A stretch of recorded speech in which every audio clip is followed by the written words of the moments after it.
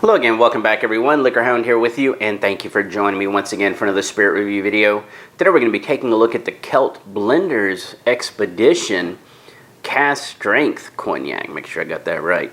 Now the Blenders Expedition Cask Strength is basically a VSOP because that is the youngest eau de vie that is in the blend, but it's actually a combination of VSOP and XO, so meaning 10 years old, maybe even a smidge older went into this one. Okay, Cask Strength, 51.3% ABV, all the grapes coming from the Grand Champagne region.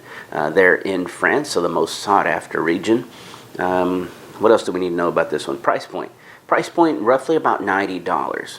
Now the standard VSOP Kelt I find very enjoyable for about $50, $55 now. Of course, prices have been creeping up, but that's what happens, right? Okay, but for $90, this Cask Strength version with supposedly some XO blended in. Let's see what we think about it. As far as color, seeming very natural. Doesn't look like they're adding any coloring to it, I wouldn't imagine. Oof, wow. Yeah, I think this is really natural. Matter of fact, it does say on the front label that it is unchill filtered, so that's also an added bonus because they're probably taking a cue from the whiskey world where unchill filtered means you're leaving in a lot of those esters and fatty acids. It's going to add to viscosity, add to flavor. Okay, but on the nose, it's very, very clean and beautiful. Grape skins, plums, a little bit of a orchard fruit. So here we're getting like golden apples, golden raisins.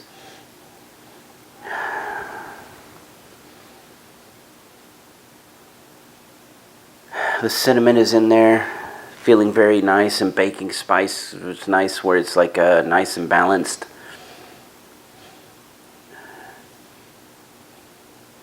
A little bit of a plumminess to it. There is also a little twinge of a,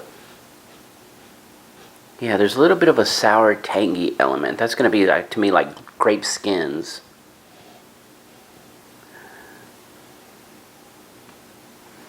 A little bit of a licorice note.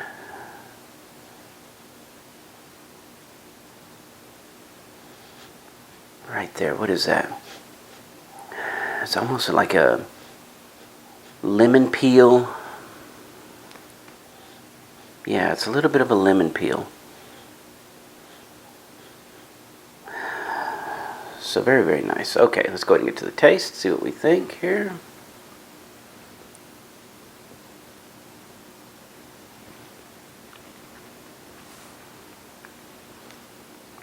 Again, with all cognacs, I always recommend doing just a little sip at first. Let it kind of prime the palate. And then you're going to do the second sip. That's where we're going to actually judge it, see what we think.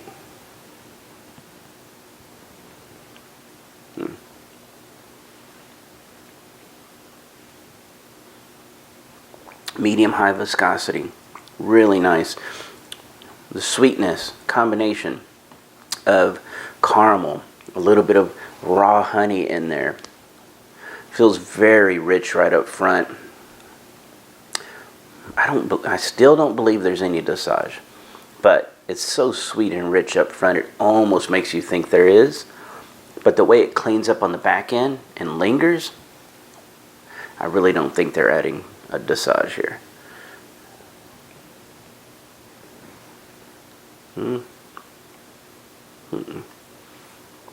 But pure, natural, rich, fresh Uni Blanc grapes.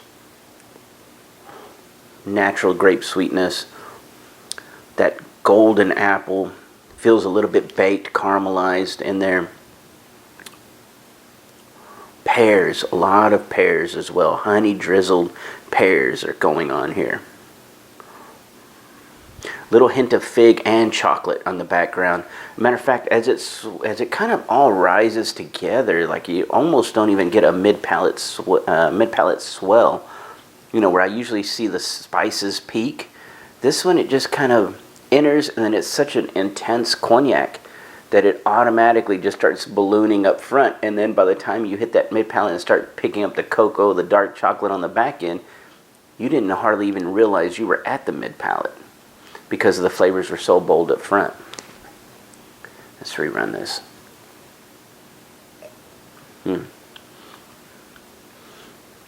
Now they say that this Kelt was done before the voyage. You know, a lot of their barrels go on to ships and they go around the world, and it's called Tour de Monde, and they'll bottle those.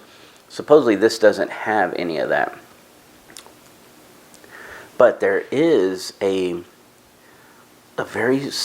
has to be some of there, maybe in the XO.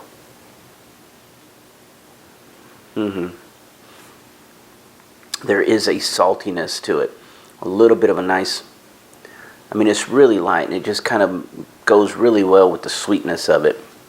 But like salted caramel, the baked apples, the honey drizzled pears, that's all in there. Cinnamon is really nice and balanced, but it's noticeable. There is a little bit of youth to it. Right as we got over the mid palate, I did pick up a little bit of the VSOP youth. And what I mean by the youth there is like it gets a little bit, astringent is not the right word for it, but you pick up the younger characteristic. The orchard fruit vibe gets a little more intense. The lemon peel kind of essence, that right there is the youth of it. And I picked that up right on the back end of the mid palate.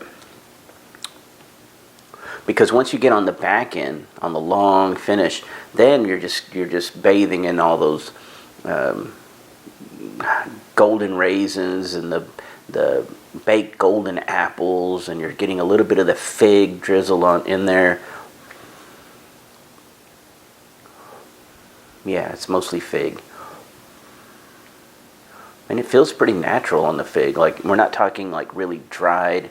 I mean, think of a fresh fig. That's what's on the back end here.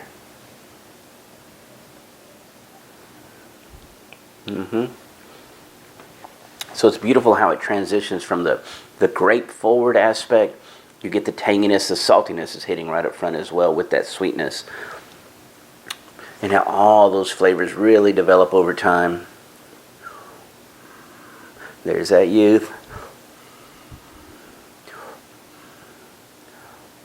Yeah, and then lingers on the back end. The oak, really nice and balanced.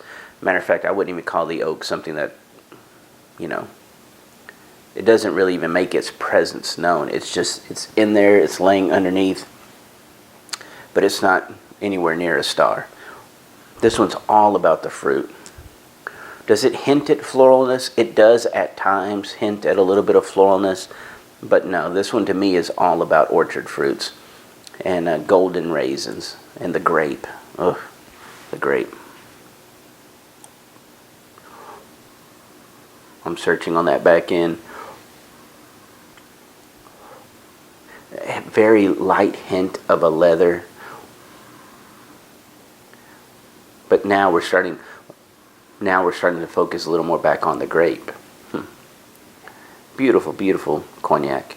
If you happen to see this out there, I think it's definitely worth picking up, even at $90. You know, the regular, again, is like at $50.